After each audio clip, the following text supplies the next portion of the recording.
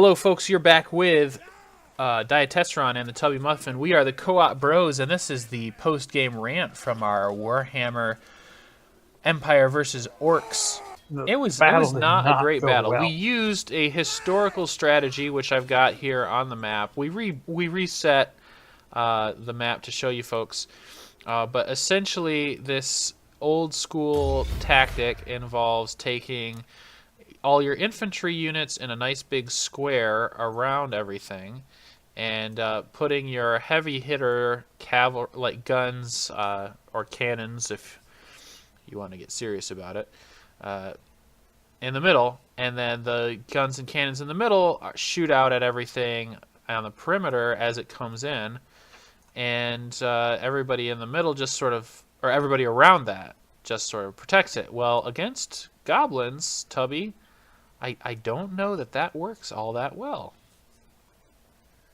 Well, I will say this: the cannons, or my mortars here, did a pretty good job. They knocked out about 100 or 240 of the enemies.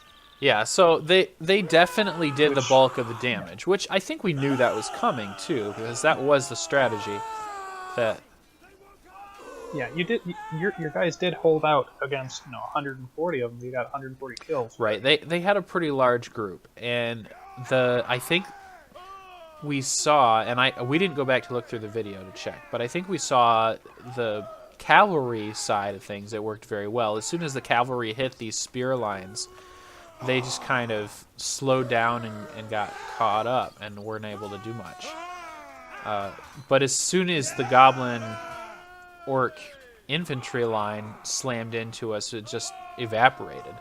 And if we can't protect those mortars in the middle, nothing's going to go down. So, But I'll tell you, brother. I did some statistics here on our battle, and your soldiers had a 44% loss rate.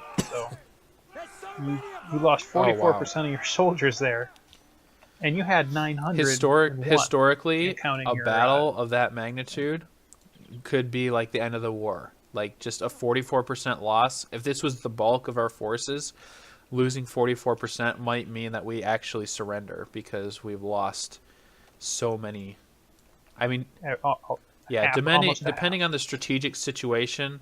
Like if this is just a small skirmish force, that's like broken off the main army. Okay, that's a really bad loss and we're in trouble. But if this is the bulk of our army, losing 44% means we might be talking surrender. Well, see, my troops sustained 40% loss, but what's really interesting is the enemies, and they had 1,282 soldiers. They had a 30% loss. So. Yeah. It's still a matter of 10, 14%. Not only did we lose, total. But we also didn't even give as good as we got, really. But in this game, Tubby, yeah. I think the whole heroes thing goes to the advantage of the goblins in this one because they have all those huge guys that. I mean, the spearmen are anti-large infantry, I guess, but they still, when those huge orc soldiers just plow into the line, the game says like, oh yeah, he can run through a bunch of people holding spears right into his face, and just like a single huge unit wipes the whole line by itself. Well, see, if we were to change our tactics, which we should, and give this another shot,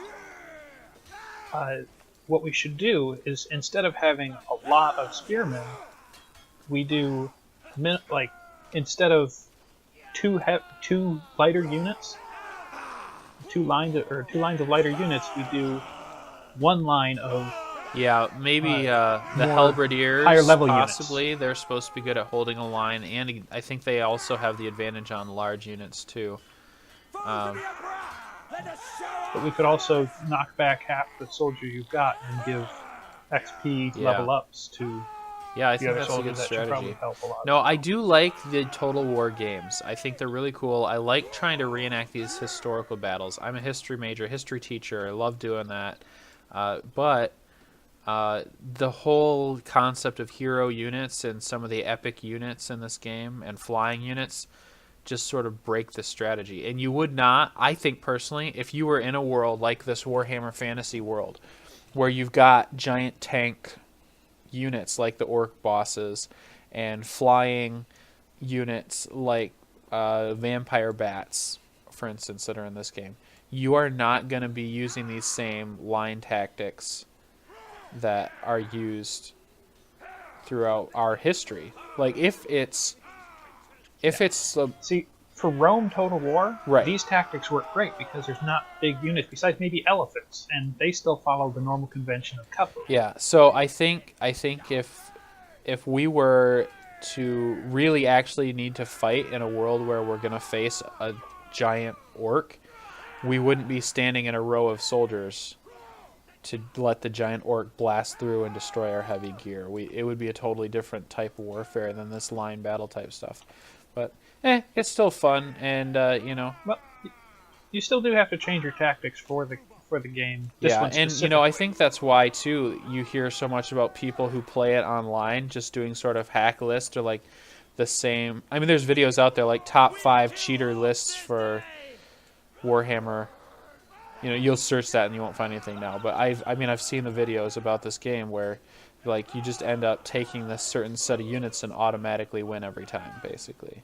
I think like flying units are really overpowered, I guess, and there's certain lists that you can put together that just make it so you always win. Whereas these older, more historical strategies should potentially work much better. So, yeah. Well, let's try a rematch video, and I hope you guys enjoy the post-game rants. We'll do a rematch video here, and hopefully we'll win the rematch. And if we don't, maybe you won't see a rematch video.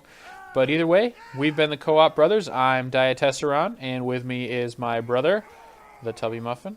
And we are making these making games co-op and enjoying them together with you. So we'll see you in a bit on that next video.